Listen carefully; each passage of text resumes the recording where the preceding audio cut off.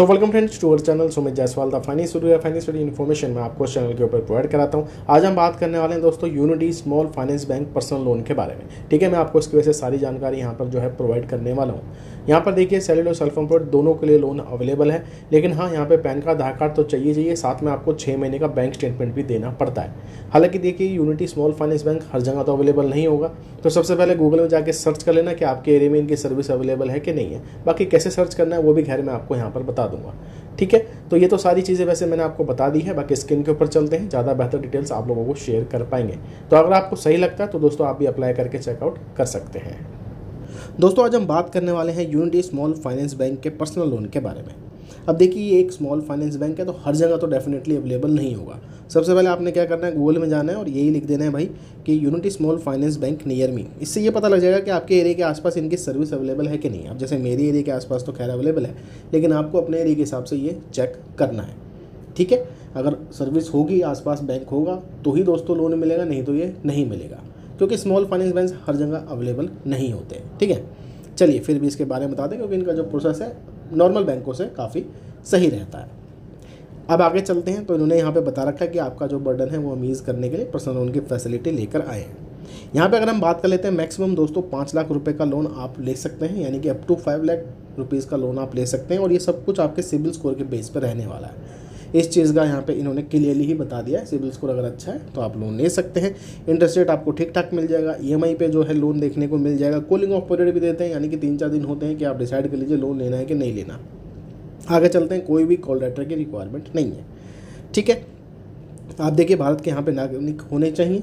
ठीक है, और हिंदी डिवाइडेड फैमिलीज़ में आते हैं तो भी आपको लोन मिल जाएगा। अब डॉक्यूमेंट की बात कर लेते हैं, क्लियरली इन्होंने बता दिया है आधार कार्ड, पैन कार्ड और 6 महीने का बैंक स्टेटमेंट तो आपको देना ही है अगर आप बैंक से इससे लोन लेना चाहते हैं। ठीक है जी, एक कंडीशन और है, मैं आपको यहाँ पे क्लियर तरीके से बता देता हूँ कि यहाँ पर देख लीजिए साफ साफ, सैलरीड, सेल्फ एम्प्लॉयड, फ्रीलांसर, सबको यहाँ पे दोस्तों लोन की एलिजिबिलिटी क्राइटेरिया के अंदर रखा गया है। अगर आप सैलरीड हैं या फिर सेल्फ एम्प्लॉयड हैं तो जी हाँ आपको यहाँ पर जो है लोन मिल जाएगा।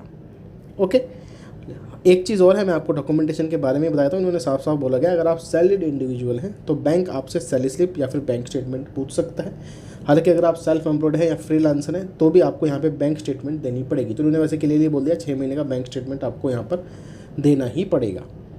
ओके, अप्लाई करने के लिए सिंपल सा प्रोसेस है। अप्लाई नाउ का बटन आपको यहाँ पर देखने को मिल जाएगा, इसके ऊपर आपने क्लिक कर देना है। फिर ये वाला डैशबोर्ड खुल जाएगा, फ़ोन नंबर डालना है, रेफर कोड तो खैर कोई है ही नहीं, तो फ़ोन नंबर डाल के आप साइन इन करेंगे। यहाँ पर नीचे आएंगे तो ये तो खैर मैं बता ही चुका हूँ आपको। एज के बारे में बात करते हैं तो उन्होंने बढ़ाई 23 से लेकर 55 साल के बीच में आपकी उम्र होनी चाहिए। तनख्वाह आपकी 20,000 रुपये से ऊपर होनी चाहिए, यानी कि 2,40,000 रुपये से ऊपर आपकी तनख्वाह होनी चाहिए। सिबिल स्कोर 675 से दोस्तों ऊपर होना चाहिए। नेगेटिव मार्किंग हालांकि नहीं होनी चाहिए, और ज़्यादा लोन्स भी आपके एक्टिव नहीं होने चाहिए। तो इन्होंने वैसे स्पष्ट रूप में बता दिया कि क्या क्या कंडीशंस होनी चाहिए। या तो आप सैलरीड होनी चाहिए, सेल्फ एम्प्लॉयड होनी चाहिए, बैंक स्टेटमेंट आपके पास होना चाहिए, सिबिल स्कोर 675 से ऊपर होना चाहिए, और तनख्वाह आपको मेंशन करनी है 20,000 रुपये से ऊपर। अगर आप देखिए सारी की सारी टर्म्स एंड कंडीशन में एग्रीड आते हैं तो आप इसको अप्लाई कर सकते हैं। ठीक है, हालांकि देखिए लोन की मेरे को रिक्वायरमेंट नहीं है, कोई काफ़ी लोन एक्टिव है तो आप इसको प्रोसेस कर सकते हैं। सबसे पहले दोस्तों आपको अपने पैन कार्ड का नंबर डालना है, अपना नेम डालना है, डेट ऑफ बर्थ डालनी है, और आधार कार्ड नंबर दोस्तों यहाँ पर डालना है। और ये शो रखिएगा जो भी नंबर आप डाल रहे हैं या रजिस्ट्रेशन कर रहे हैं वो दोस्तों आधार कार्ड के साथ लिंक होना चाहिए। ठीक है, ये तो खैर बेसिक सी ही डिटेल। उसके बाद दोस्तों यहाँ पर पूछा जा रहा है कितने लोन की आपको रिक्वायरमेंट है। देखिए मिनिमम 1 लाख रुपये और maximum up to 5 lakh rupees. अब जितने की भी रिक्वायरमेंट है वो अमाउंट आपने यहाँ पर डालना है। ठीक है, टेन्योर आप चूज़ कर सकते हैं, 1 साल, 2 साल, 3 साल, वो खैर आपकी मर्जी है। पर्पस ऑफ लोन बताना है कि भाई इमरजेंसी कोई नीड है या फिर मेडिकल इमरजेंसी है या शादी ब्याह के लिए आपको पैसा चाहिए, वो आपको बताना है। अब यहाँ पर आपको ऑक्यूपेशन वही चूज़ करना है जो आप एक्चुअल में हैं। सैलरीड है तो सैलरीड चूज़ करिएगा, सेल्फ एम्प्लॉयड है तो आप सेल्फ एम्प्लॉयड चूज़ करिएगा, और मेक श्योर कि आपके पास 6 महीने की बैंक स्टेटमेंट होनी चाहिए।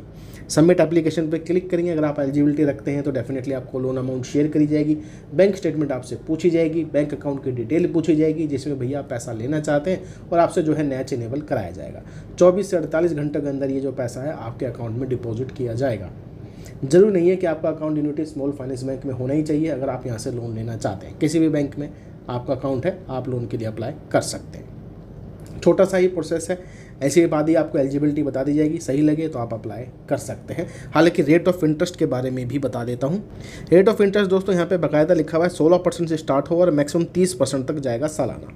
ठीक है, 16 से लेकर 30% के बीच में ही आपको जो है रेट ऑफ इंटरेस्ट लगेगा सालाना के हिसाब से।